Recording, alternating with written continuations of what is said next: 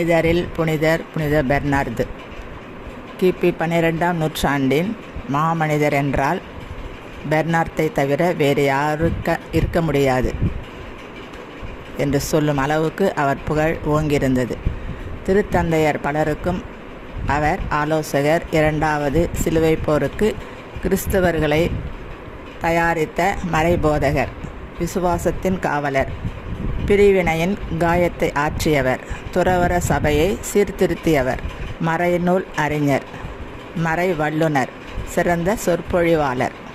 பிரபு குலத்தில் தோன்றிய இவரது உடன்பிறப்புகள் பெயர் பின்வருமாறு: ஜெரார்ட், அம்ப்ளின், ஆண்ட்ரூ, பர்த்தலோமேயு, நிவாட். இவர்கள் அனைவரும் முத்திப்பேறு பட்டம் பெற்றார்கள்.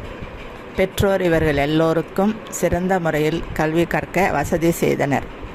இளைஞராக இருந்த பெர்னார்து தமது படிப்புகளை முடித்த நேரத்தில் உலக செல்வாக்கு அனைத்தும் பெற்று வாழக்கூடிய சூழ்நிலையில் உலகத்தை துறந்தார். சிட்ரோ என்ற நகரில் நிறுவப்பட்ட முதல் துறவு மடத்தில் சேர்ந்தார். இங்கேதான் புனித பெனடிக்ட் தொடங்கிய மிக கடுமையான ஒழுங்குகளுடன் கூடிய சிஸ்டேர்ஷியன் துறவு மடம் இருந்தது. இந்த மடத்தில் இவர் சேர்ந்தது மட்டுமன்று, இவரின் உடன் பிறந்தார் 4 மாமனும் இவரோடு சேர்ந்து கொண்டனர். இவர்களுடன் மேலும் 31 இளைஞர்கள் பெர்னார்துவின் முன்மாதிரிகையால் இம்மடத்தில் நுழைய படையெடுத்து விட்டனர். இவர்கள் எல்லோரும் கிபி 1112 ஈஸ்டர் பெருவிழாவன்று கூடினர்.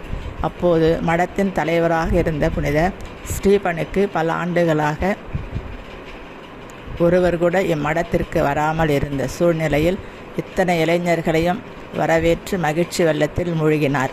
நாளடைவில் இங்கு இருந்த துறவிகளின் எண்ணிக்கை 130 உயர்ந்தது. இம்மடத்திற்கு கிளோர்வோ என்று மறுபெயர் சூட்டப்பட்டது. கிபி 1817 பெர்னார்துவின் தந்தையும் வந்து துறவியாகிவிட்டார். துறவு உடையை தன் மகன் கையிலிருந்தே பெற்றுக்கொண்டார். பெர்னார்து தனிமை, தவம், ஜபம் இவற்றை எவ்வளவு அன்பு செய்தாரோ அந்த அளவுக்கு அவருடைய ஆன்மீக தொண்டு வெளி உலகிற்கு தேவைப்பட்டது. அடுத்தடுத்து வந்த திருத்தந்தையர்கள் இவரின் ஆன்மீக ஆலோசனையை இடைவிடாது நாடினர்.